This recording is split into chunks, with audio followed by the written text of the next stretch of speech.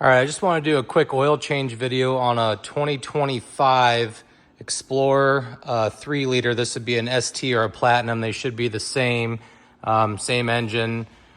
I don't know if there's any difference for the 25s. There's lots of videos on the 20s through 24s. I actually used to own a 20 ST and did an oil change on that. I'm curious to see if there's any changes underneath for the 25s. But yeah, so this is a 25 3-liter Platinum, has about 1,500 miles on it. Just want to get the break-in oil out of it or whatever came from the factory. So this is all you really need. It calls for 6 quarts. I've got 7 laid out. I remember on my ST, sometimes 6 quarts would read right at the bottom of the dipstick, and it'd take about another half to get it to read full. So I've got a 7th laid out just in case I need to add a little bit more, but here's your filter. It's a FL 2062A. Comes with the cartridge filter, the 2 O-rings, and then the top for the top of the cartridge. And then to get the cartridge off, you need an 1/16 or I think it's a 27 in metric. But then that's right here, right there. So there's some debate online. Guys say they like using these pneumatic pumps, which I own one. So basically you just stick this giant long straw down the dipstick tube and just suck all the oil out from the top. And I guess their reasoning is that the filter's from the top, so why go underneath? And I guess that's the only really argument to it. I own this only because I own a boat, and if you own a boat, you'll know that's the only way to change the oil on a boat. I think that sounds terrible. It takes forever. I don't see how it'd get all the oil out, but I don't know. I guess the other alternative is it does suck laying on your back, changing your oil, but I guess I'm also lucky enough to have a 4-post lift in my shop, so I've got it easy there too. So I'm gonna go ahead and get it up in the air and change it the conventional way, and I'll see what's different underneath. Hopefully it's just the same. Should be pretty easy.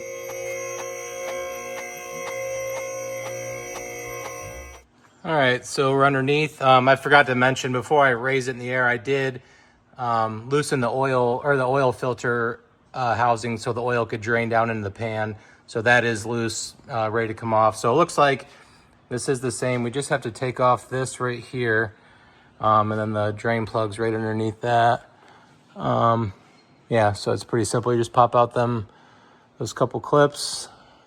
It's like a couple 8mm maybe, and that's it. And then everything else is exposed. Here's the transmission pan and everything else going back. So yeah, let me get this piece down, and then we'll get the oil draining. All right, to get this felt pad off, super simple. There's some 7mm. Sorry, I said 8 earlier. There's 7 mils. So you got a few of those, some plastic clips, and in these you just pop a flathead in there, and they pop out, and this whole thing comes off. And then here's your infamous Ford plastic drain plug.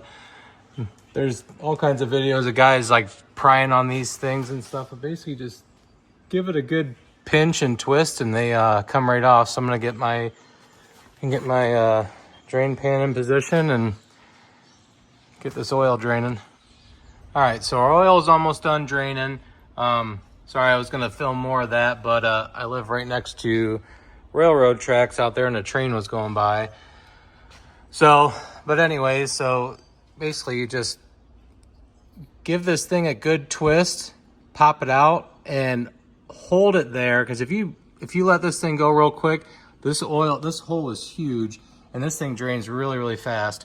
So you're gonna make a mess. So what I do, twist it, let it run out slow, and then kind of angle it up, and then let it fall. And man, I didn't make a mess. Usually I make a mess changing oil, and I didn't miss any. Everyone hates on these things, man. I don't mind them at all. It's one less tool I gotta get out. I just reach up there, grab it, twist it, and it's not too bad. So I'm gonna let this drain. Another train coming, and then I'm gonna finish this up. One other thing too, I wanna give credit where credit's due. Like I said, I don't mind this plug at all. Like I said, it's quick and easy to get out. There's one less tool I gotta mess with under here. Ford wouldn't put these on I know they make some questionable engineering decisions. We all know that, but they wouldn't put these on millions of vehicles if they're just going to break all the time. I mean, as long as you're not prying on them and hammering on them, you know, they're fine. Another thing is this oil doesn't splash all over the vehicle. I mean, if you change oil on other vehicles that, you know, either the filter, you know, drips all over something, or, you know, when you pull the drain plug, the oil shoots all over something else, man, that sucks. Like, I've got a 2024 F350, and if you look up any oil change videos on those, when you pull the drain plug, the oil shoots in a stream. There's like a transmission cooler or like a power steering cooler or something. It shoots all over that. It's annoying. So many. Like, I've got you can see it out there. There's my 07 GT500. Anyone's ever been underneath one of those, when you drop the oil filter, the oil drains all over the K-member and just makes a huge mess. It gets in there and it drips out for a couple days. It's just annoying. So, but anyways, it's been trickling for about 5 minutes. I'm gonna give it a couple more minutes, let all that oil get out. I'm not in a rush or anything, but once this starts to a slow drip, I'm gonna put the plug back in, then I'll lower the vehicle back down, or I'll put the cover back on, get the car back down, then we'll go ahead and fill it up and change the filter, then fill it up and we'll be done. Now I can do this one-handed without splashing oil everywhere, but literally just grab this thing, just give it a little bit of pressure. It just pops loose, pops out of that groove right there, and then rotate it like that, pull it out. I mean, we still had some more oil coming out.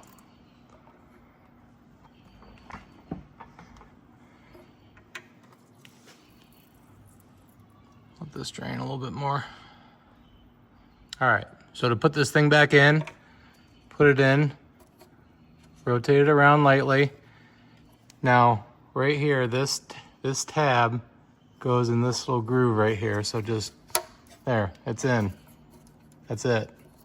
No braking, no prying, no nothing. It's, I don't know, it's super simple. I don't know why people struggle with these so much, but I like them. So there it is, all done. I'm gonna get it down and we'll get her filled up. So this is interesting. The one that came out of it has like a rubber cap on it. This is the filter it calls for from Ford. I mean, it's dimensionally it's identical. It's just weird, the one from the factory has this kind of rubber end cap on it, but yeah, this is the one in the box, FL 2062A, that's what it calls for. So I'm sure it's fine, but yeah, so anyways, on this housing, you're just gonna replace these two O-rings, just use a pick, and then same thing, this one's a little more tough. I remember that from before. You just kind of gotta twist that one, it's a little tight, but these ones are super easy. So yeah, just swap those out, pop the new filter in, screw it down, and then good to fill it up. All right, so oil filter is back on. Like I said, that was super simple. Just replace the O-rings. I'm sure there's a torque spec on that. Don't feel like looking it up. I mean, it's a plastic housing. Don't go crazy on it. I'd say like 1.5 Ugga-Duggas is plenty. Get it snug. There's your cap to fill. Dipstick is out right now.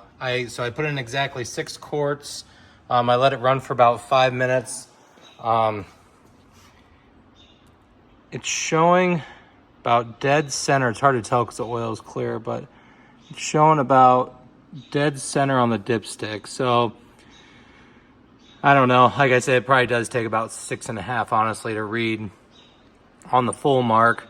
I might splash a teeny bit more in it and call it a day, but yeah, that's about it. So pretty easy. I think it's about the same as the 2020. If you've done a 2020 3 liter, I think they're all about the same. Nothing too crazy.